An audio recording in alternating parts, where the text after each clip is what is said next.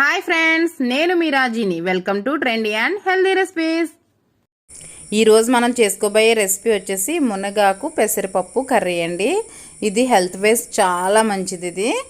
దీనివల్ల కంటి చూపు మెరుగవుతుంది, బ్లడ్ ఇంప్రూవ్ అవుతుంది. అంతే కదండి, చాలా మెడిసిన్ వాల్యూస్ ఉన్నాయండి ఈ ఆకుకూరలో. సరే అండి, ఈ రెసిపీ చూసే ముందు ఇంతవరకు నా ఛానల్ ఎవరైనా సబ్స్క్రైబ్ చేసుకోకపోతే తప్పకుండా సబ్స్క్రైబ్ చేసుకోండి. పక్కనే ఉన్న బెల్ ఐకాన్ యాక్టివేట్ చేసుకోండి.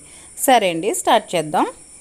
మునగాకు చూసారండి ఎంత ఫ్రెష్గా ఉందో. ఇది నీట్గా ఈనెలు అవి లేకుండా ఆకులు మాత్రమే క్లీన్ చేసుకుని నీట్గా వాష్ చేసుకోవాలండి. చూసారా, ఈ విధంగా క్లీన్ చేసుకుని వాష్ చేసి పెట్టుకోవాలి.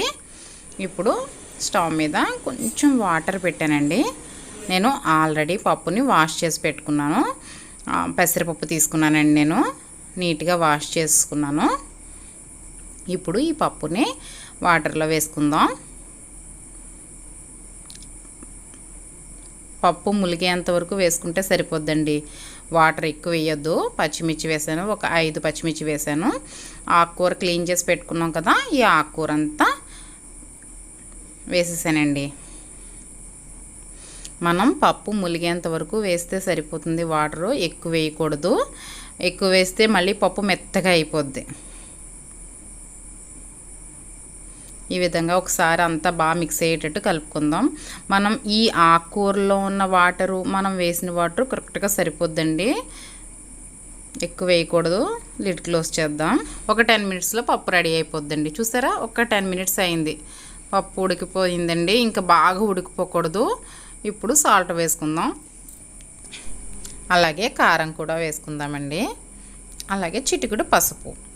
మీ టేస్ట్ని బట్టి వేసుకోండి, ఉప్పు, కారం, పసుపు అవన్నీ మీరు తీసుకున్న క్వాంటిటీని బట్టి. ఇవన్నీ కూడా బాగా మిక్స్ చేసుకుందాం. చూసారా, మనం వాటర్ ముందు తక్కువగా వేసుకోవాలి. అవసరం అనుకుంటే అడుగు పట్టేస్తుంది, ఇంకా పప్పు ఉడకలేదు అనిపిస్తే మీరు కొంచెం వాటర్ మళ్ళీ యాడ్ చేసుకోవచ్చు. నేను వేసిన వాటర్ అయితే కరెక్ట్గా సరిపోయిందండి. చూసారా, ఇంకా తాలింపు రెడీ చేస్తానండి. ఇది ఇలా మగ్గుతూ ఉంటుంది. ఇంకా ఆవాలు, జీలకర్ర, కరివేపాకు, ఎండుమిర్చి, వెల్లుల్లిపాయలు ఇవన్నీ కూడా వేసేసి ఫ్రై చేసుకుందాం.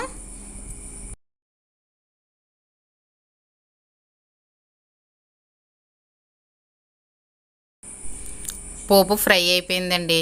ఇప్పుడు ఆల్రెడీ మనం ఉడికించుకున్న పప్పు, ఆకుకూరని ఇందులో వేసేసుకుందాం.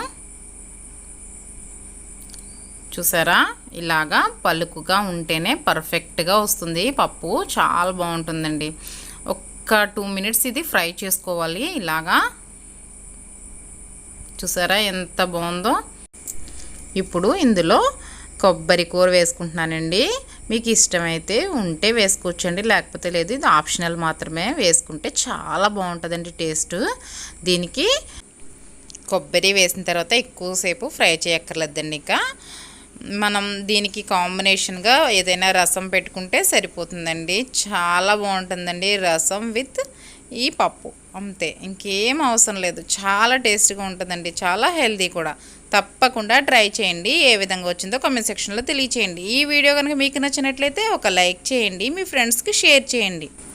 మరిన్ని సింపుల్ అండ్ టేస్టీ రెసిపీస్ కోసం మన ఛానల్ని సబ్స్క్రైబ్ చేసుకోండి. Bye friends.